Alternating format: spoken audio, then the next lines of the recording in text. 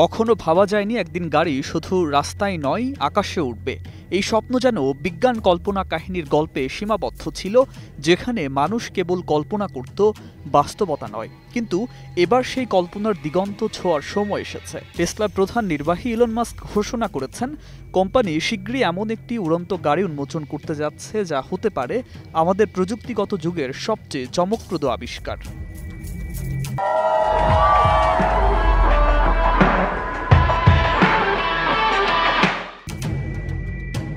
The zoo rogan experience পডকাস্টে mask জানান, Tesla শীঘ্রই নতুন রোডস্টার প্রোটোটাইপ উন্মোচন করতে যাচ্ছে। এটি কেবল একটি গাড়ি নয়, এটি হবে এমন প্রযুক্তির প্রতীক যা ইতোমধ্যেই বিজ্ঞান কল্পকাহিনীতে কল্পনা করা হতো। রোগান জানতে চাইলে গাড়িটি কি সত্যি উঠবে, মাস্ক বলেন, উন্মোচনের আগে কিছু বলা যাবে না। Once we need to make sure that it works. Like this is some crazy technology we got in this car. Crazy technology.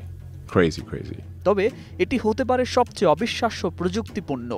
তিনি আরও জানান, প্রোটোটাইপের ডেমো প্রায় প্রস্তুত এবং আশা করছেন কয়েক মাসের মধ্যেই এটি সকলকে দেখাতে পারবেন। মাস্কের দাবি, নতুন রোডস্টারে এমন কিছু প্রযুক্তি ব্যবহার করা হয়েছে যা জেমস বন্ডের গাড়িকেও হার মানাবে। এটি হবে ভবিষ্যতের যাত্রার নতুন সংজ্ঞা, যেখানে মানুষ নিজেই আকাশে উঠতে পারবে। আর সেই স্বপ্নের সঙ্গে যুক্ত হচ্ছে টেসলার আধুনিক প্রযুক্তি, বিদ্যুৎ চালিত ইঞ্জিন, হালকা ও মজবুত বডি এবং এমন সব স্বয়ংক্রিয় নিয়ন্ত্রণ ব্যবস্থা যা গাড়িটিকে আকাশে নিরাপদে পরিচালনা করতে সক্ষম করবে।